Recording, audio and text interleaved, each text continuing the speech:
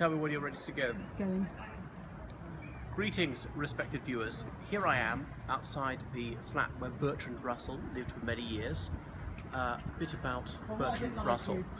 His parents died when he was a toddler, and he's brought up by his grandparents. His grandfather was Earl Russell, the former Prime Minister and a Liberal. Earl being an aristocratic title, not a boy's name in this country. Bertrand Russell was privately educated, which meant he was homeschooled by tutors. He never attended school. He then went up to Cambridge University, and the curriculum there was mainly the classics, Latin and ancient Greek. People tend not to study a specific subject. As an undergraduate, they weren't studying law or English or history or Italian or something. They would pick and choose lots of courses, but they had to do quite a lot of classics.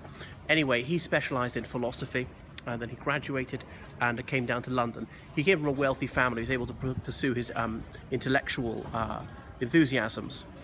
Russell said he was brought up a conventional member of the Church of England, an Anglican you'd say, but as an adolescent he completely lost his faith, and he decided that the supernatural was bunkum.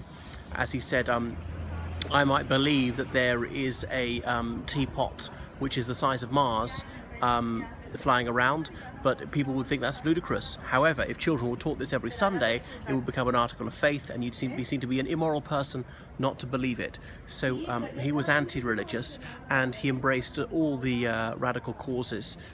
He believed in racial equality, he believed in equality of the sexes and so forth.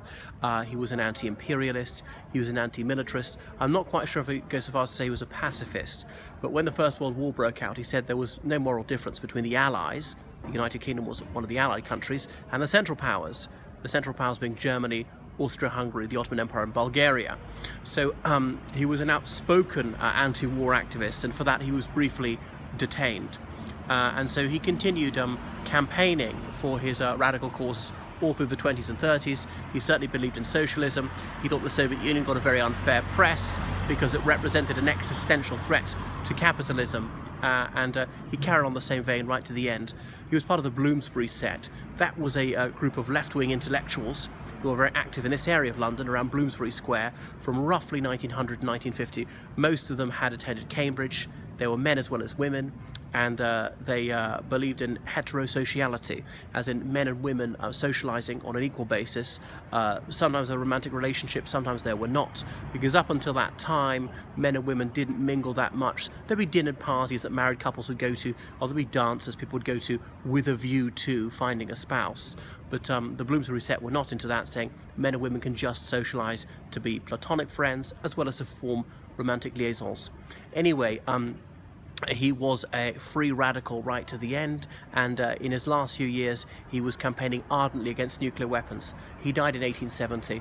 Perhaps one of the most memorable and poignant quotations from him is to say, the trouble is that wise people are unsure of themselves, but the fools and fanatics are always so certain about their beliefs. I'm quoting from memory there, so no doubt I've got it a little bit wrong. Unfortunately, it's not open to the public. Russell Chambers, it's called now, no doubt in his honour. That's enough about Bertrand Russell.